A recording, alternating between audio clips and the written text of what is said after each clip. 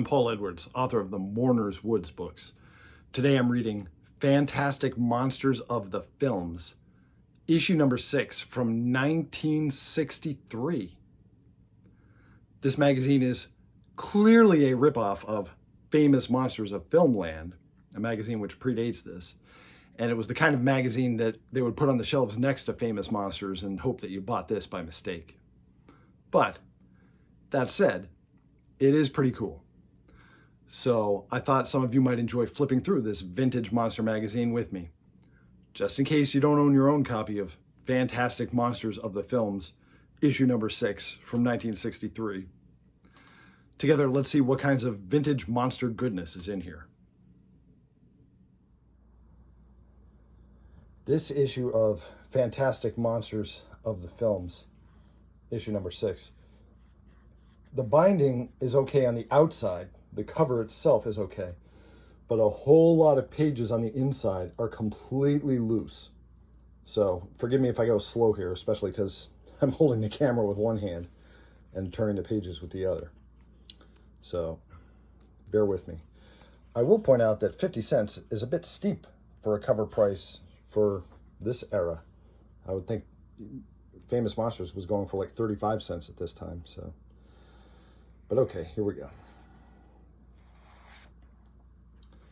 Oh, you get a fold out of Lon Chaney Jr. Do you know what movie that's from? That's from The Haunted Palace. And here's Dinosaurus. Look at that nice fold out poster. Frankenstein Monster and Bride, of course. And then on this side,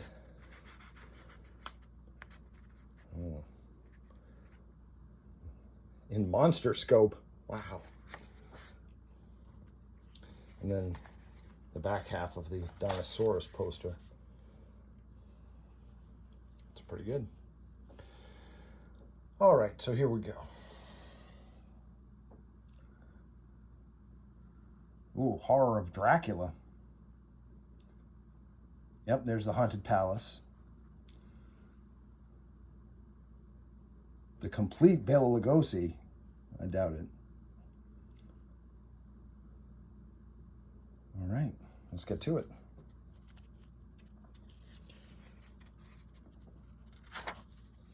Yep, see what I mean? Completely detached.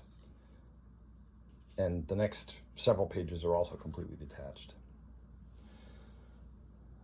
So that's one of the reasons why we keep it in plastic when we're not reading it.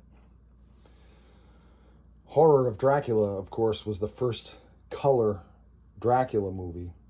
It was a Hammer Studios film in 1958, and it began a long series of Dracula movies starring Christopher Lee, which varied in quality, but this one was superb.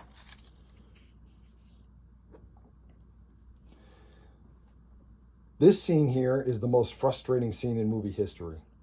The good guy is in Dracula's castle. He's exploring, looking for Dracula's coffin, and he's trying to find it before the sun sets because it's almost sundown. He finds the crypt, and there's Dracula in his coffin, and there's this vampire woman, and he only has time to stake one of them. He could destroy Dracula, scourge of humanity, but instead he uses the time to stake this one vampire woman, and then she turns to her what her real age would have been. But of course, by then Dracula wakes up because the sun has gone down, and the good guy gets it. But don't worry. Spoiler alert, Dracula gets it in the end. Professor Van Helsing takes him down.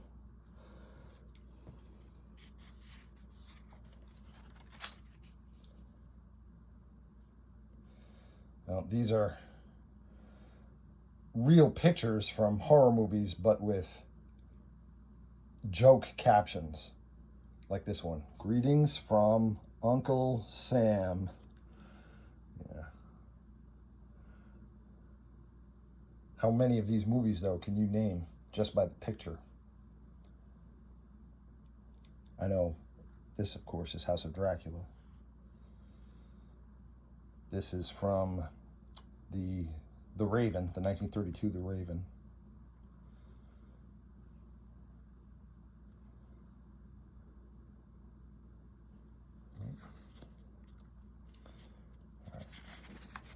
Oops.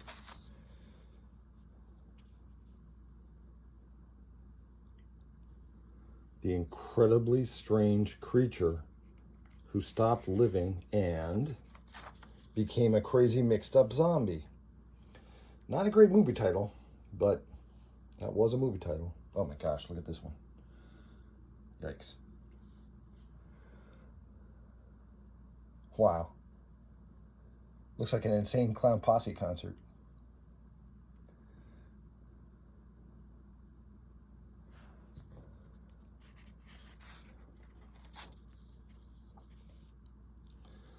Haunted Palace was a Roger Corman movie.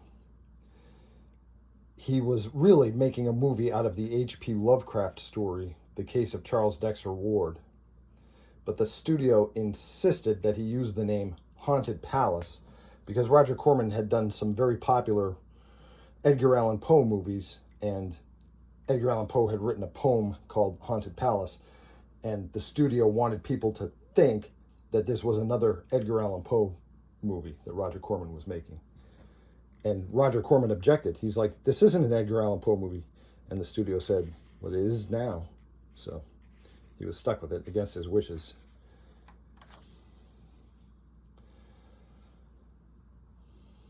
Lon Chaney Jr. played a secondary bad guy in this movie. He was a wizard along with the main bad guy, Joseph Kerwin, who was a wizard from out of the past who was possessing his descendant.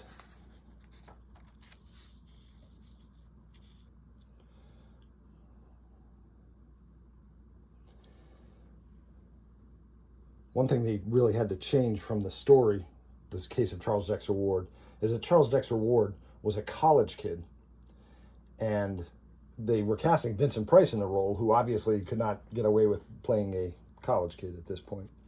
So they had to rewrite his character to make him an older gentleman who already was settled in his life and had a wife. Yikes. That is creepy.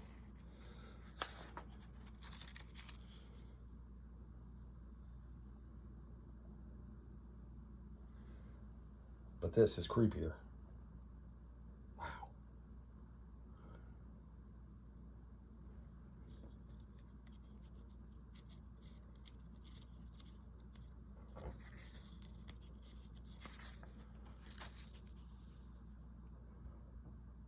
The letters page is Ghoul Call from Fellow Monsters.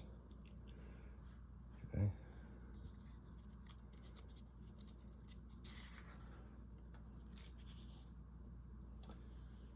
The Terror. This was a 1963 Boris Karloff movie with a very young Jack Nicholson playing the good guy.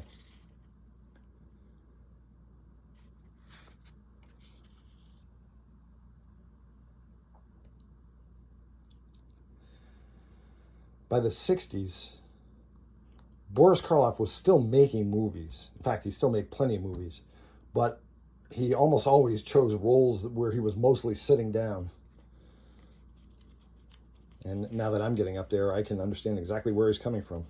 He was like, yeah, I'll keep working, but I'm going to do it sitting down. Oh. This is actually pretty good. Nowadays, if you wanted to know what films was Bela Lugosi in, you could just Google it. In the old days, of course, you didn't have that option, so you had to wait for a publication like this to print a filmography of the actors that you liked, and then you could see what movies they had been in, and then you could be on the lookout for them on late night television. Yep. And Lugosi did a ton. He did a lot of Poverty Row movies in the 1940s that really filled out his filmography.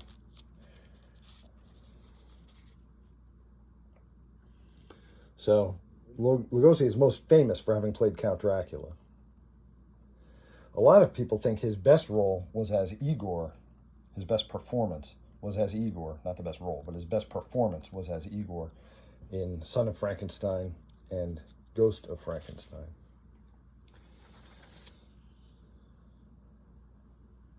Oh, now we're getting up to the ads. Get some vinyl albums. You can read your horror scope.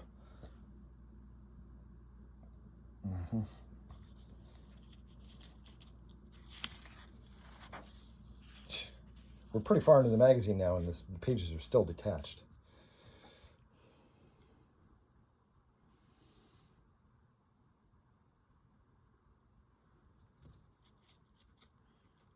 These are from movie serials. They were sort of like long action movies that they would show you in installments in the movie theater. They would show you like a 15-minute episode each week. And then if you wanted to see what would happen next, you would have to come back to the theater the next week and watch the next episode. These were shown before the feature film for that week. Of course, now you can cheat and just watch them all on a DVD or streaming. One thing I've noticed, though, is if you watch these old movie serials all in a row, like the whole story all in a row, all 12 or 15 chapters, it gets really repetitive because I think the studios assumed that not everyone was going to see every single chapter. And so they rehashed a lot of material. So if you watch them all in a row, which is not the way they were intended to be viewed, they can be a little repetitive. They're still fun, but they're just a little much. The Shadow. Yep, a whole generation knew the Shadow. Sort of a superhero character, sort of a spooky superhero. He had a very, very, very popular radio show.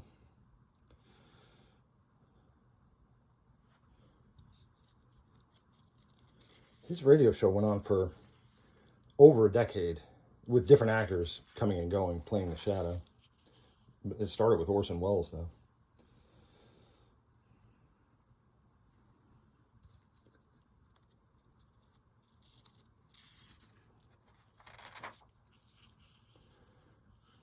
The drag strip Dracula. Wow. Doesn't that sound like the name of a Rob Zombie song? Well, Rob Zombie's the same age as I am, and he clearly grew up reading these kind of magazines just like I did.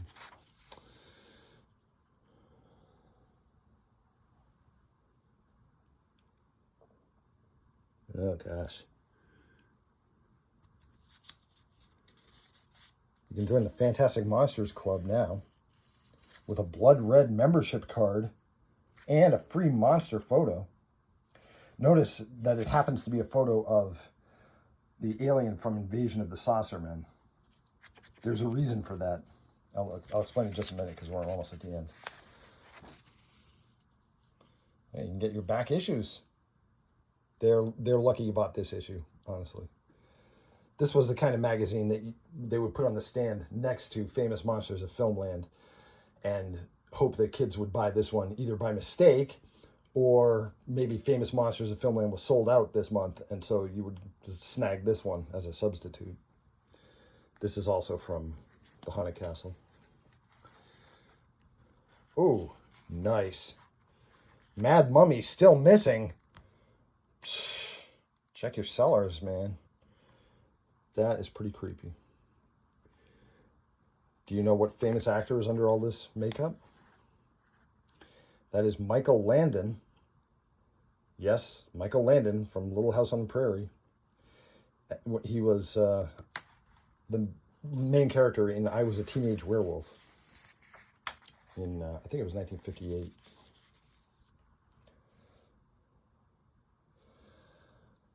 Okay, remember I mentioned that there was a reason why they had the Invasion of the Saucermen alien here?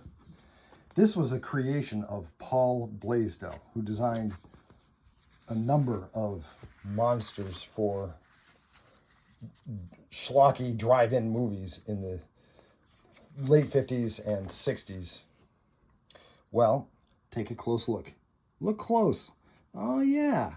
Paul Blaisdell, managing editor. Coincidence? I think not.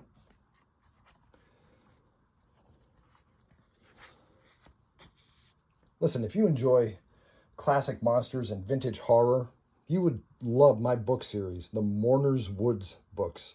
I'm a self-published author on Amazon. I've written a series of novels that are all set in a haunted forest, Mourner's Woods. Each book has a completely new cast of characters entering into Mourner's Woods, where they encounter different kinds of unworldly threats, monsters, ghosts. There's one with giant spiders. There's a swamp monster one. And I tried very hard to recapture the feel and vibe of 20th century monster movies, but in printed form, obviously, and in a contemporary setting. My name again is Paul Edwards. My books are the Mourner's Woods books. Thanks for spending some time going through fantastic monsters of the films with me. I'll see you in Mourner's Woods.